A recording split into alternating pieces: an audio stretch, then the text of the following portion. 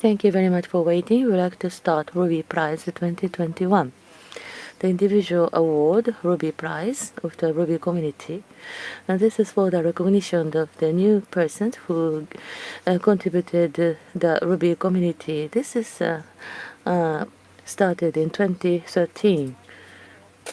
And many people have been recommended globally, and the Ruby Association, and the Japan Ruby Association, and the Matsue City, and compose the organizing committee for the examination and the selection. And the Ruby Prize 21 awardee is a Maxime Chevalier Boisvert. And the final nominee, Masataka Poke Kuwabara and Masumi Hitoshi, were announced. Ruby Prize 2021, and also we would hear the lecture of the Maxime Chevalier Boisvert. Now, first of all, I would like to call upon Matsumoto Yukihiro, chairman of the Ruby Prize organizing committee, to say a few words. Thank you. Again, me again. 2023, or just before that, the city of Matsue proposed to make some new Ruby Prize, and I had a lot of struggles. But for the metabolism of the community, for the growth of the community, we need new people to participate. So we wanted to have the opportunity to recognize and the praise the activity of those new people, and that will be the great impact and will be encouragement of the community at large. That's why I created. It was the prize for the newcomer, but this is for the individual. Rather than the software, the project, the company, there's some the award of this kind, but this is a personal. This person did a very good job. That's why we give this a prize to that person. So this is an individual award. In the past, many people received this prize, and many people participate in the Ruby community. And this year again, we have the new person to receive this Ruby Prize for the recent contributions. Maxim. I don't remember the full name, but Maxim is the Shopify, work for Shopify to improve the Ruby, and the zip compiler was studied during the university graduate school, and then achieved this great the achievement, and this is one of the important feature of Ruby 3.1. So please join me to give a big applause to Maxim, and I would like to continue this award and providing the award to the stimulate activities of the committee. Thank you very much.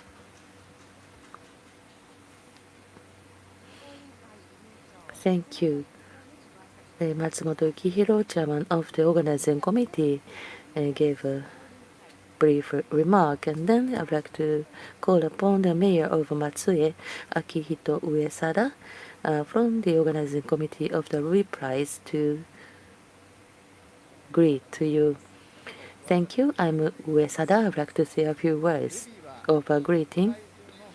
The Ruby is loved by many engineers globally, and this is an important social infrastructure.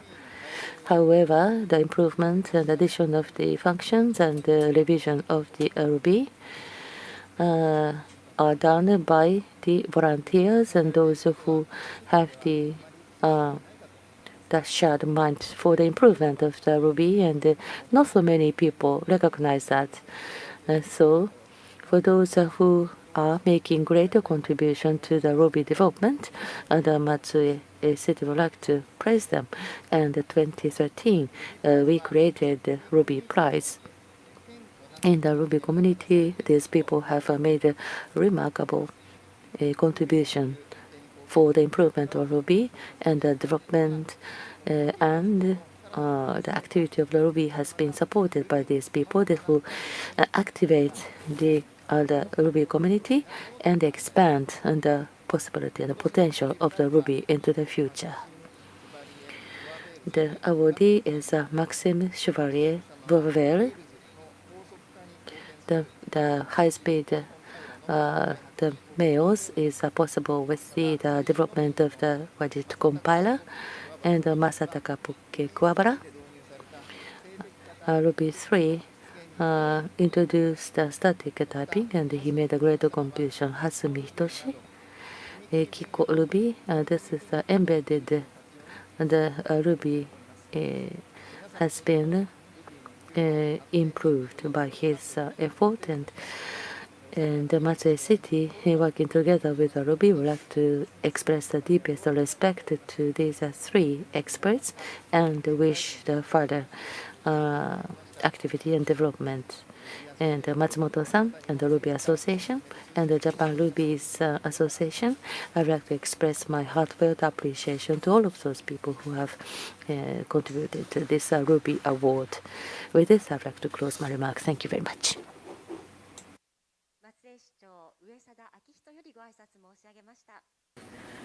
Thank you very much, Mayor. Now, we'd like to move to the Ruby Prize 2021, the speech by Maxime Chevalier Bourvel.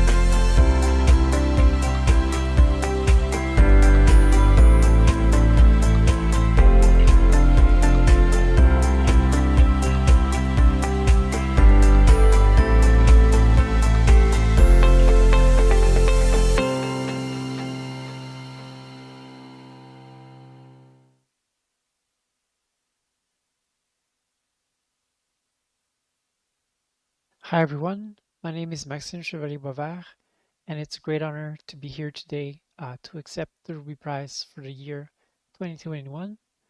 I wanted to give a big thank you to my team.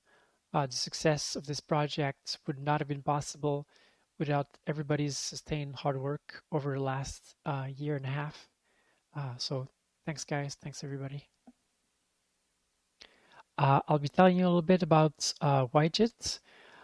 This is a project that started just over a year ago with the goal of producing speedups on real-world Ruby software, with a particular focus on web workloads, in particular Ruby on Rails. CRuby is very complex, so the strategy that we took for widget is to fall back to the interpreter for anything that we don't support in the JIT, and to incrementally increase coverage and get more sophisticated with the things that we do in widget. The benefits of our approach are that it's highly compatible with all existing Ruby code, and widget is able to support all of the latest Ruby features. This is a project that was built at Shopify, but is fully open source. And the project was started with the goal of eventually upstreaming into CRuby. Thankfully, the Ruby core developers were very receptive, and they actually proposed to us very recently that we should merge widget into CRuby. And now this is done. Widget is officially going to be part of Ruby 3.1 and is already available in the 3.1.0 preview release. Now I'll tell you a little bit about how YJIT optimizes Ruby code. So Ruby is very challenging to optimize because every operation on every basic type can be redefined. Methods can be redefined. Constants are not actually constants. Callees can read and write local variables in callers. The logic for send for method calls is very complex. And real-world code has a lot of small extensions. But in addition to all this, inside of every Ruby operator, there's a lot of things that are going on. So for example, here we have the source code for the plus operator inside of CRuby. And as we can see, there's a lot of if statements, there's a lot of different dynamic checks. And basically the behavior of the plus operator changes based on the types of the input arguments, and also depending if the primitive operations, like if integer addition gets redefined. So inside of every primitive operator in Ruby, there's a lot of complexity hiding behind the scenes. And our goal with JIT compiler is to eliminate some of those dynamic checks and some of that complexity. And to do that, we use a technique called lazy basic block versioning, which is based on research work that I started during my PhD. It's a way to do type specialization without doing expensive traditional type analysis, where we try to let the program tell us what the types of the variables are at runtime. It's also an alternative JIT compiler architecture, where traditional JIT compilers are typically method-based, so they compile entire methods at a time, but basic block versioning operates at a lower level of granularity, which is that of basic blocks.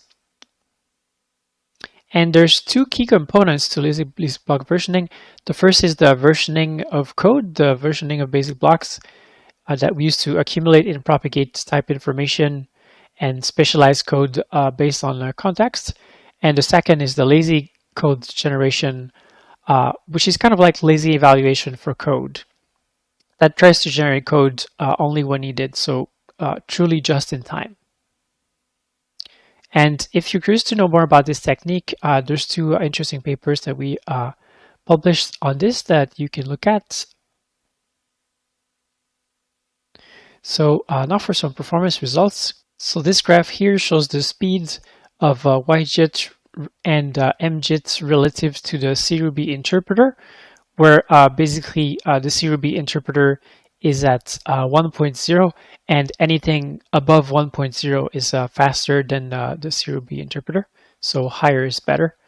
And the benchmarks that we've used to compare the performance of YJIT are benchmarks that are all based on real-world Ruby software and Ruby packages like Active Record, Hexa PDF, Jekyll, the template renderer for blogging, Liquid, which is Shopify's template language, the MailGem, the PsychGem, and also Railsbench, which is very widely used at Shopify and in the Ruby community at large.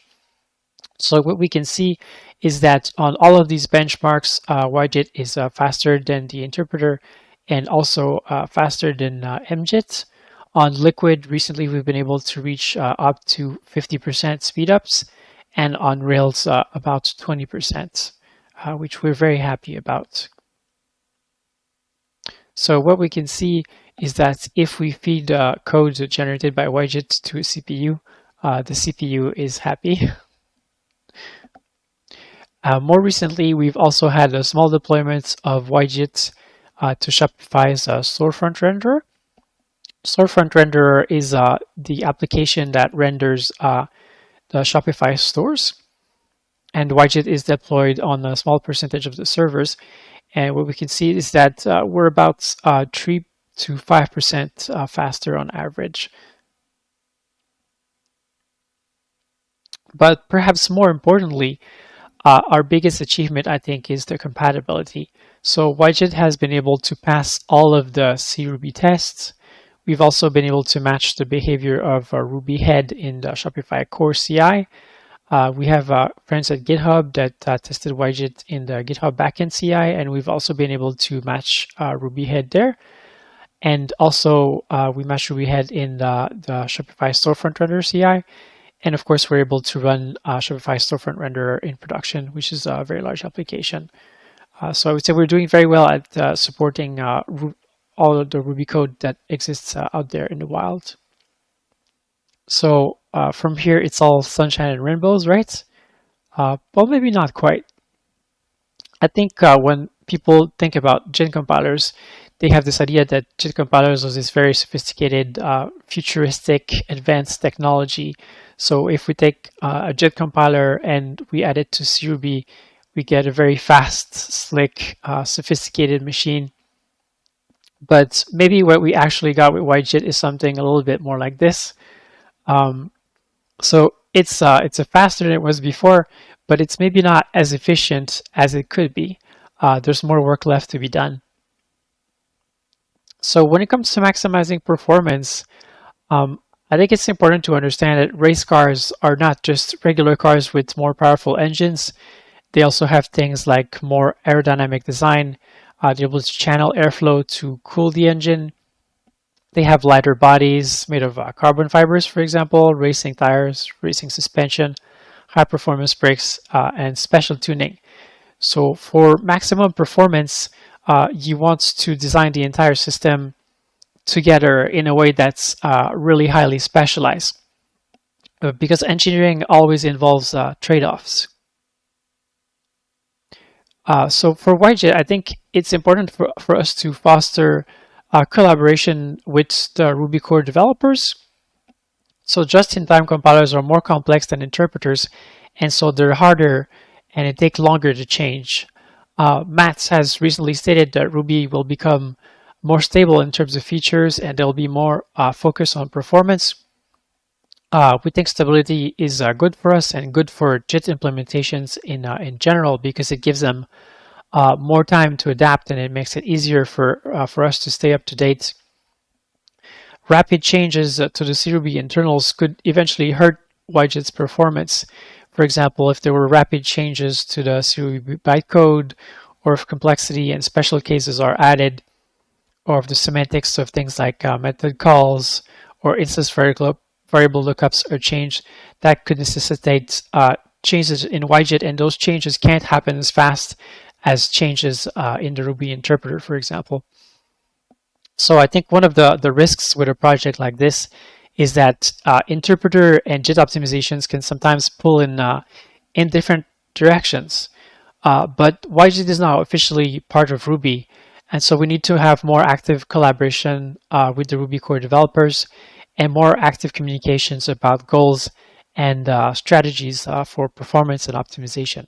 I think it's important, if we want Ruby to succeed and to thrive, that we have a holistic approach to Ruby performance optimization that takes into account both the interpreter and JIT compilers. So looking forward, in terms of next steps, we want to bring various design improvements to CRuby, some of which are not directly related to YJIT. We want to bring about soon improvements to the constant cache invalidation mechanism. We are also looking at object shapes to have a more efficient representation of objects in CRuby. And we think that these things can unlock even higher performance for YJIT, for MJIT, and any future JITs. We also want to implement garbage collection for machine code in YJIT, which is going to improve YJIT's memory usage. We want to look at how YJIT can optimize ERB template rendering for Ruby apps. And we want to tackle more sophisticated optimizations and things like inlining of method calls and loops. And finally, we are also looking at adding support for ARM64 and Apple Silicon, which is becoming increasingly common. So in conclusion, performance is key for Ruby to thrive and to grow stronger. We're still early in the YJIT project, so we've been working on this for slightly over a year. The results are good, but still modest, and we have a path to much bigger speedups in the future. We're building this new JIT compiler inside of CRuby, and we chose to do that because we think it's a huge advantage in terms of compatibility with existing Ruby code. So far, we're doing really well at compatibility because we're already passing all this Ruby tests and also tests in various CIs. And YJIT is based on lazy busy block versioning, which is like lazy evaluation for code. It's a technique that tries to capture type information as late as possible and specialize code based on types that are seen at runtime when programs execute. So if you want to learn more about this technology, I put the references for 2 papers that we published about busy block versioning. If you'd like to reach out and talk about compilers, I put my Shopify email address here. And yeah, that's it for me. I wanted to say again, thank you to the Ruby community, thank you to the YJIT team, and thank you to the Ruby Prize Executive Committee for inviting me to be here today.